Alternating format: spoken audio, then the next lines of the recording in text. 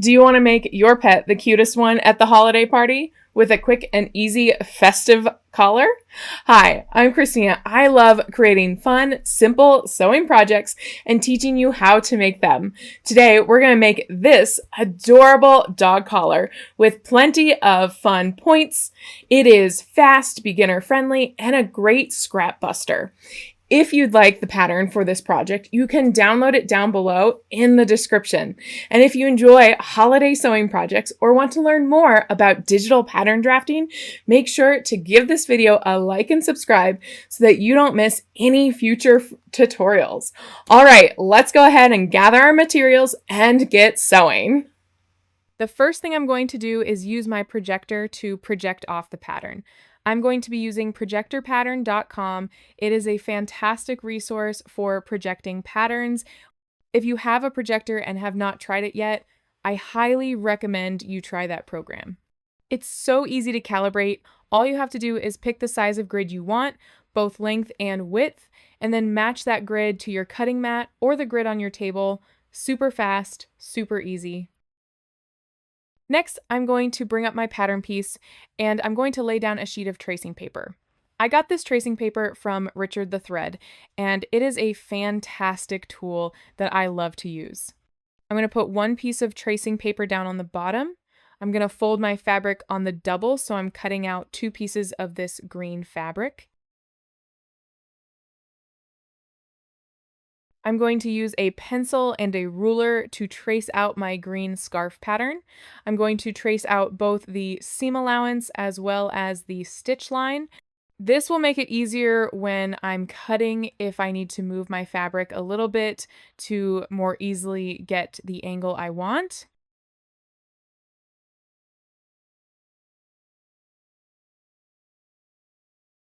Once I have everything traced out, I am going to cut out my pattern.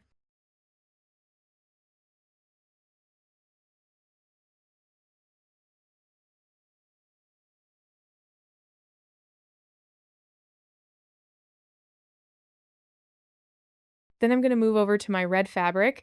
I'm going to fold my fabric in half, and I'm going to trace out the long rectangle part of my scarf. This is what the triangles will get sewn to. Again, I'm going to be tracing out the stitch line and the seam allowance line. Make sure to also mark those notches. Then I'm going to move over to the triangles. I want to have 2 sides of each of these patterns. So I have my fabric folded in half.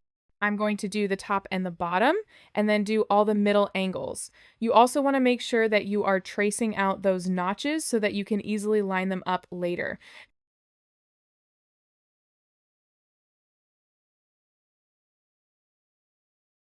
Now it's time to cut out both the long square part of the scarf as well as those triangles. It's sometimes easier to cut the top part of the triangle and then the bottom part of the triangles and then cut the center bits. But it does depend on what works best for you.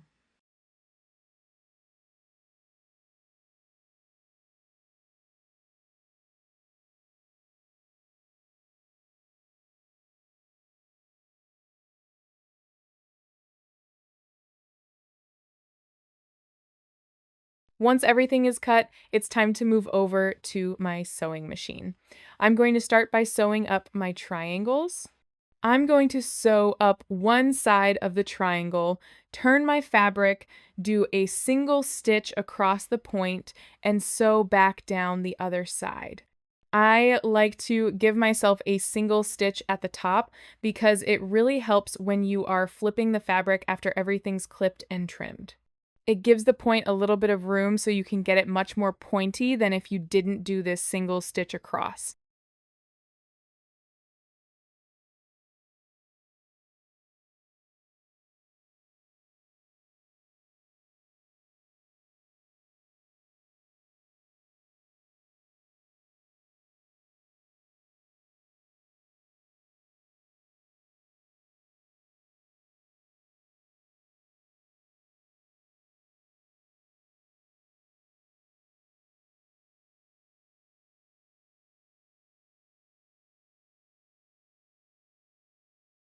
Once the triangles are sewn, I'm going to move over to my ironing board.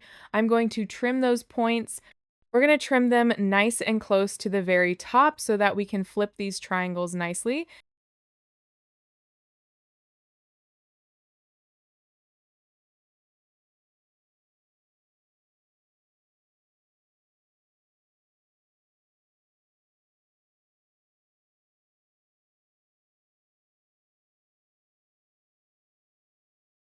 Then I'm going to flip them and use a point turner to get that point nice and pointy.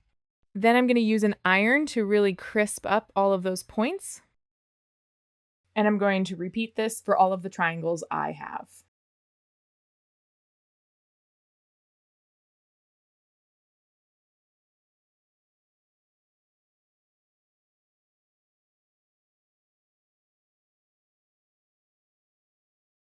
Now I'm going to move back to my sewing machine. I'm going to line up the points with the rectangle part of the scarf. There are center match points that will line up beautifully.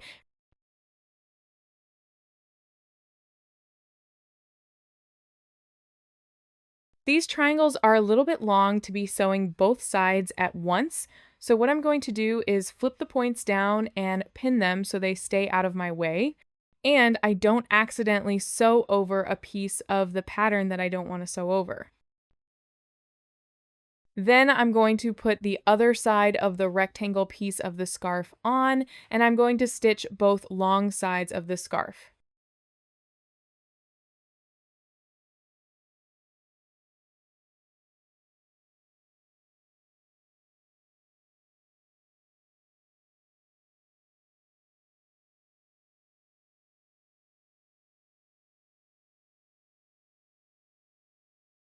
Once it's stitched, I'm going to move back over to the ironing board. I'm going to press back the seams to help it once it's flipped to look nice and crisp. And I'm going to flip it to the right side. When you're flipping to the right side, you have to remember you have straight pins in the center, so be careful how you flip it and make sure you pull those pins so you don't scratch or poke yourself. Goodness knows I've poked myself many times with pins, and I want to do that as little as possible.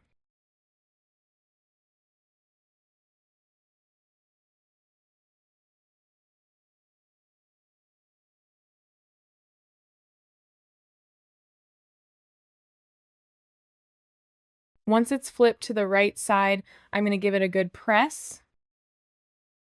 Then I'm going to move back to the sewing machine and I'm going to sew my green part of the scarf. I'm going to sew across the top.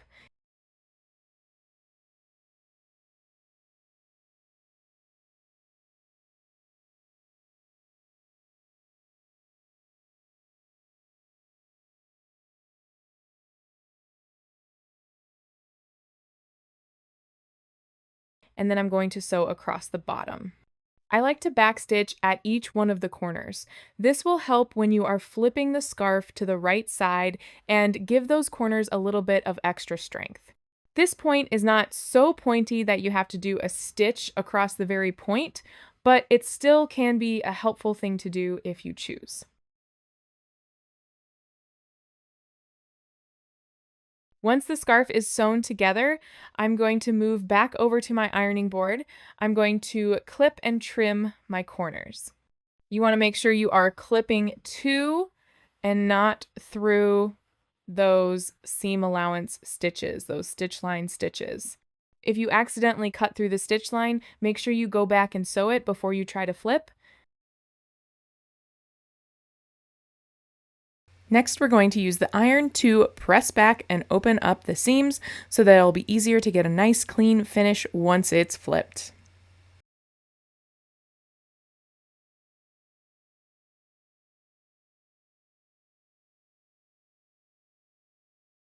To flip the scarf, I'm going to feed the scarf onto my thumb until I reach the other end. Then I'm going to pinch the fabric and start feeding it onto my pointer finger until it comes out the original side I started on. Once it's through, I'm going to use a point turner to crisp up the corners and help everything lay flat. Then I'm going to give the scarf a good press.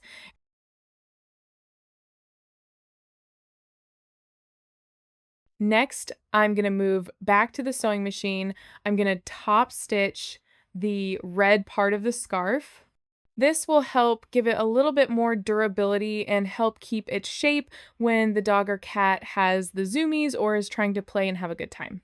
Before you sew these, it's a good idea to fold in the raw edges of the red rectangle of the scarf so all the raw edges are contained. I had forgotten to do that, so I had to pick a few stitches out.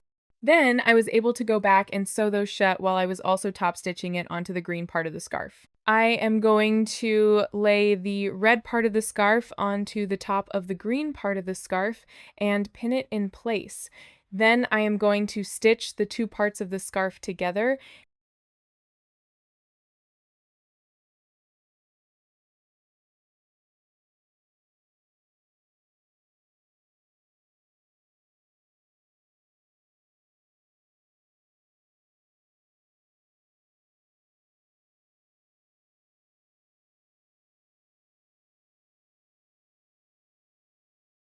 Once each end is attached to the scarf, I also like to give myself a center point to help make sure the two scarves are married nicely and that it doesn't have a weird gapping in it. So I'm going to do a tack in the center of the red through to the green. Once that's done, it's time to do the ribbons and finish this adorable elf collar. I'm going to fold in the ends of the green so all the raw edges are contained. I'm going to get a length of ribbon. I'm choosing to do about 12 inches of ribbon. This has a poly blend for sure, so I'm going to use a lighter to burn the edges so the fraying does not get out of hand.